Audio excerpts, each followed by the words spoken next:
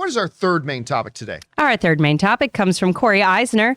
Have you seen that a fan on Twitter named Kai Patterson edited all 6 episodes of Obi-Wan into a 2.5-hour movie? He added quite a bit of extra material into the show, including music and dialogue, and cut out all of the pieces that didn't really matter to the story at all. This changed the whole show for me and made me appreciate all the work that went into the series even more. So, have you seen this condensed Obi-Wan movie yet? And what did you and the crew think of this approach to the series overall? Keep up the great content, everyone. All right, thanks a lot for saying that in. And ever since, I can't remember what the name of the edit is, but somebody did an edit of the prequel movies. Mm-hmm. And I can't remember what the name, guys in the live chat, if you can help me out, what the name of this edit was. But it infinitely made them better. Like way better. Like it took the Nemoidians and it took out their stupid gibberish thing and actually made it an alien language, and they changed the subtitles of it and all that kind of stuff. And it just made the prequels 5 times better. Like much, much better. I can't remember what the actual name of them was. They called the de-cheese. Thank you. Guillaume Lebel put in the de-cheesed edition is what they called it. The de-cheesed edit. It's so, so much better. But we've seen that. Then a buddy of mine actually did a cut of Batman versus Superman that he called the Arkham cut. That was fabulous. Moved some things around, took a couple of things out, added in a few lines of dialogue, lifted from other places, and it just made the movie that much better. And so fan edits 99% of the time are gibberish and awful, but once in a while they can be pretty special. Well, this one is actually quite well done and even caught the attention of the folks at Variety, talking about this fan edit that this guy did, taking it down from about 3 hours and 20 minutes down to about 2.5 hours. Variety said this about it. The Obi-Wan show, in my opinion, suffered from things that were easily fixable in the script and in the edit. Patterson, who did the fan edit, writes about his decision to create the fan edit, which is streaming now on his personal website. Awkward pacing, whole scenes that ultimately amounted to nothing, goofy dialogue and directing choices. So I decided to take matters in my own hands and change what I could. I want to be very clear that this is my own artistic interpretation of how these scenes could be strung together to make something that works better for me personally. That comes from Variety. It's not often that you will see major trades covering something like a fan edit. Mm-hmm. So, being the journalist that I am, I decided last night, even though it was pretty late after I got home from watching Thor and then watched The Boys, I decided, you know what? I'm going to load this up and I'm going to watch it. Fantastic. Fantastic. And by fantastic, I mean the improvement over the show as it aired on Disney+. Mm-hmm. It doesn't make it the best Star Wars show I've ever seen, but the improvement is undeniable. Let me give you a couple of examples of just small things that they did that had a profound impact. One thing I noticed right away as soon as I hit play, that opening scene going back to the execution of Order 66 with the younglings in the Jedi Temple, where they make it clear that the one little girl is actually the Inquisitor, he took that scene out. He took it out.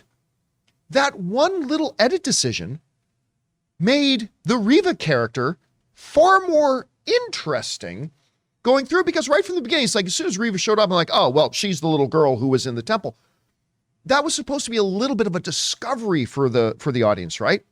Just that one decision to take that scene out of the beginning made the Reva character, while still a poorly done character, but still made the character far more interesting to me. So that was one little thing.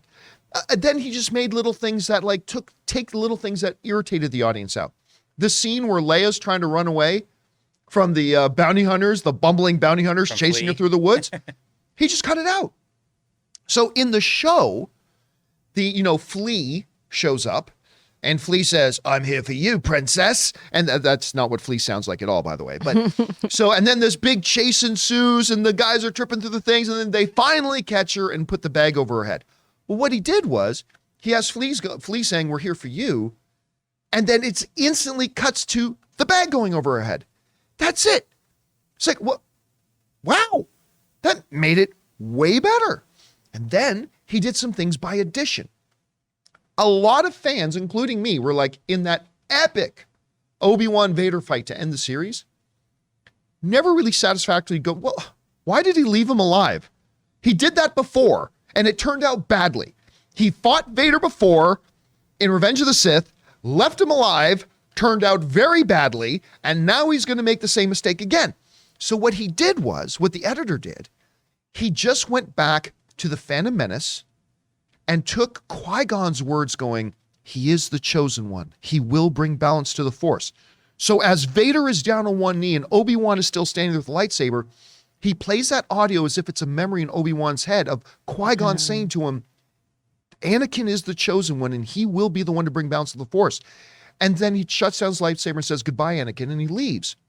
By just dropping in that one little bit of dialogue in his memory, suddenly now Obi-Wan leaving had purpose and there was reason for it. And it also showed him relying and trusting Qui-Gon Jinn in doing it. And this, you know what another great thing they do is? Here's another great thing they do in this. In the show, the Inquisitors show up on Tatooine, right?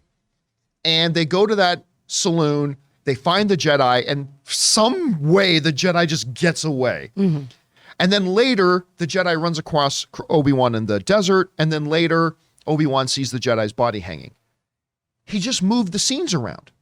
He had Obi-Wan come across the Jedi in the desert first, and then the scene where the Inquisitors find him, and instead of getting away, the Inquisitors kill him, and then a little bit later, Obi-Wan sees the body hanging. It's like, that makes far more sense. Mm-hmm. And it's just these little creative edits throughout. Again, I'm not going to say that this edit makes it as good as Mandalorian or anything like that. It doesn't. But it's 1,000% improvement over what they had on the show. It should have been a movie. This thing should have been 2 hours and 20 minutes long. And it just had much more impact, and it was really, really good. So, Jonathan, can you bring up the webpage again? Oh, sure. There for a second. I would highly encourage you guys to go find this article on Variety. Just search your Star Wars fan edit on Variety. They'll have a link to it. I highly encourage people to check it out because it's really good and makes me appreciate the show a lot more with like almost an hour taken out or 40 minutes taken out. Anyway, guys, yeah, highly recommend it. Check it out. Questions for you guys. Did you have a chance to see this edit of Obi-Wan? If you did, what did you think? Maybe you think I'm making too much out of the changes. Maybe you don't think I'm making enough out of the changes. Whatever you guys think, jump down to the comment section below and leave your thoughts there. We want to take a second to thank the sponsor of today's video, Manscaped. Now, guys, you know I love Manscaped. You've heard me go on and on about the Lawnmower 4.0 and that body wash. I love it so much. And so we got to ask, guys, have you started your spring cleaning yet? The carpets need cleaning, the drapes need dusting, and your lawn needs mowing, gentlemen. And you guys know Manscaped is more than just one product. They have a whole lineup of products to help you guys feeling, smelling, and looking your best. And so Manscaped is proud to present to you the Performance Package 4.0, which is the only tool that you need to keep your boys looking, smelling, and feeling good this spring. Now, to start off with, you get the Lawnmower 4.0. Guys, we have talked about this. What is wrong with us? Why have we for so long been using these terrible tools that were never meant for cutting our hair down there? The razor clipper things on our electric razors. That's barbaric, guys. You need the Lawnmower 4.0. And then there's the Weed Whacker. You guys have heard our own Ray Ora talk about this thing. He loves using it to get that hair in your nose and the ear hair. And then they offer lots of other stuff like the Crop Preserver. It's an anti-chafing ball deodorant and moisturizer.